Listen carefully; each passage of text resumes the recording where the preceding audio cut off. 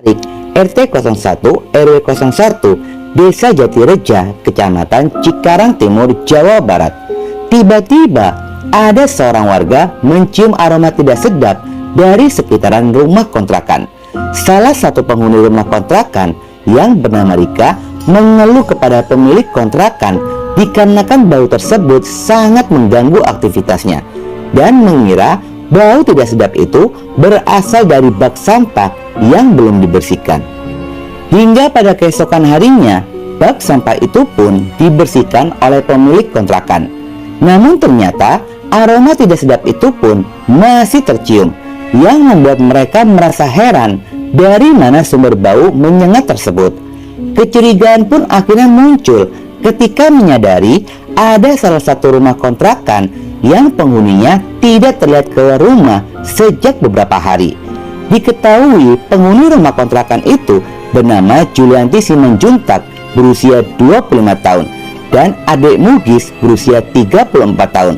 Mereka tinggal di sana baru seminggu sejak tanggal 24 November 2023. Berawal dari kecurigaan itu, akhirnya pemilik kontrakan pun memutuskan untuk melihat ke dalam rumah kontrakan sekitar pada jam 13.00 siang harinya.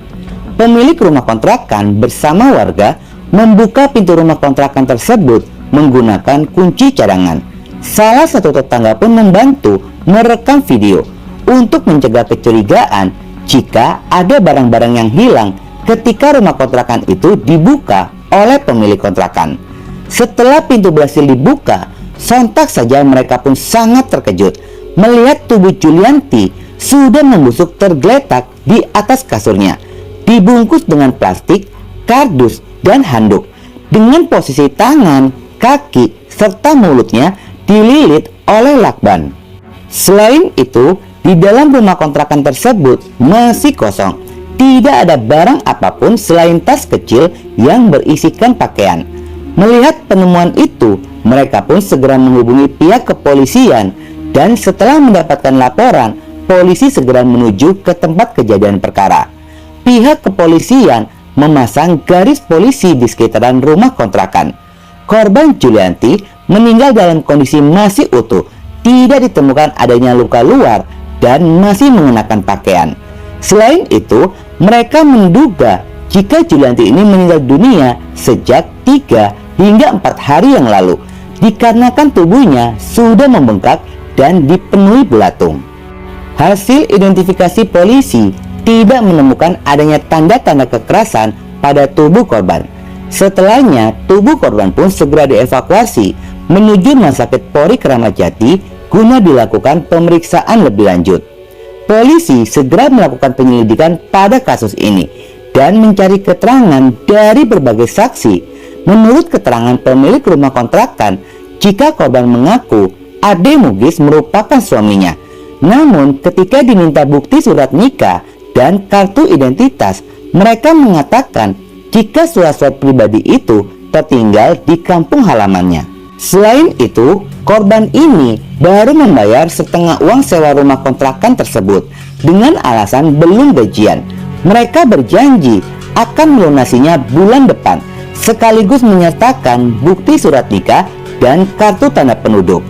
Pemilik rumah kontrakan berharap agar polisi bisa menuntaskan kasus ini dengan cepat dan berharap garis polisi segera dibuka agar rumah kontrakan itu bisa dibersihkan. Dari keterangan tersebut, pihak kepolisian pun mengkerucutkan jika kemungkinan besar terduga pelaku kejahatan adalah Ade Mugis.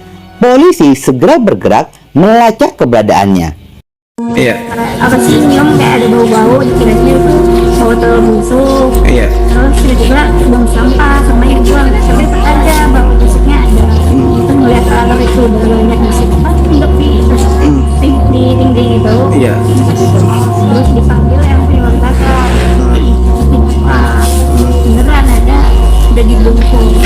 Di dalam proses pencarian keberadaan dari Ade Mugis, polisi tidak membutuhkan waktu yang lama. Pada hari Sabtu, tanggal 9 Desember 2023, pada jam 00:30, polisi berhasil menangkap Ade di dalam bis yang melintas di Jalan Raya Gentong, Tasikmalaya ketika akan melarikan diri menuju Ciamis, Jawa Barat.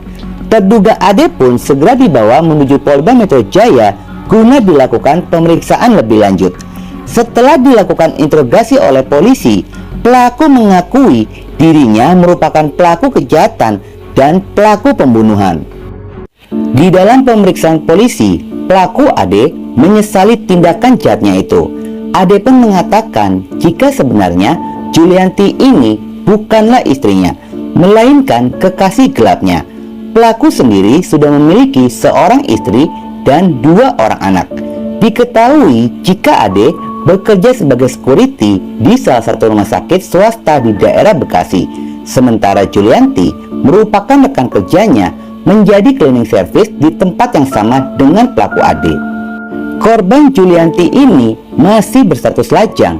Di kampungnya, dirinya dikenal sebagai sosok yang ramah dan tidak pernah bermasalah dengan orang lain. Pada awalnya, Julianti diajak bekerja oleh temannya untuk bekerja di rumah sakit swasta tersebut dan tinggal bersama dengan temannya di sebuah rumah kos yang tidak jauh dari tempat kerjanya. Sekitar 6 bulan yang lalu, Julianti berkenalan dengan Ade di tempat kerja. Dari perkenalan itu, mereka pun mulai menjalin komunikasi yang cukup intens hingga akhirnya terjalinlah hubungan perselingkuhan di antara mereka. Julianti dan Ade memutuskan untuk tinggal bersama di sebuah rumah kontrakan di Kampung Citarik. Fakta pembunuhan dan perselingkuhan itu ternyata bukanlah motif dari pembunuhan ini. Di balik pembunuhan tersebut terjadi ada masalah hutang piutang. Beberapa hari sebelum kejadian, pelaku sempat meminjam uang kepada korban senilai 2 juta rupiah. Meskipun keduanya menjalin hubungan asmara, Julianti ini tetap menerapkan bunga atas uang yang dipinjam oleh pelaku. Dari pinjaman pokok 2 juta, pelaku harus mengembalikan pinjaman menjadi 6 juta rupiah. Dikarenakan sedang membutuhkan uang, pelaku pun setuju dengan bunga dari pinjaman uang tersebut. Selain itu, Julianti juga mengancam akan memberitahu istrinya mengenai hubungan gelap mereka. Pelaku Ade mengungkapkan jika kasus pembunuhan ini bermula ketika dirinya sedang berada di rumah bersama dengan istri sahnya. Tiba-tiba Julianti mengirimkan pesan melalui WhatsApp. Dalam pesan tersebut berisikan kata-kata ancaman jika dirinya akan membocorkan kepada istri pelaku tentang hubungan gelap mereka. Julianti yang merasa cemburu dengan istri sah dari pelaku ini menyuruh pelaku untuk mengembalikan istrinya ke kampung halaman agar hubungan mereka tidak terganggu dan pelaku Ade bisa menghabiskan waktu bersamanya. Dari pesan tersebut, Ade pun merasa takut dan khawatir hubungan gelap itu akan terbongkar, sehingga Ade mulai merencanakan niat jahatnya untuk menghilangkan nyawa Julianti agar rumah tangga dengan istri sahnya tetap harmonis. Selain itu, beban hutang yang dipinjam olehnya bisa tidak dibayar. Pada hari Minggu, tanggal 3 Desember 2023, pelaku Ade pergi ke toko pakan burung di daerah Pasir Gombong untuk membeli 2 bungkus zat berbahaya.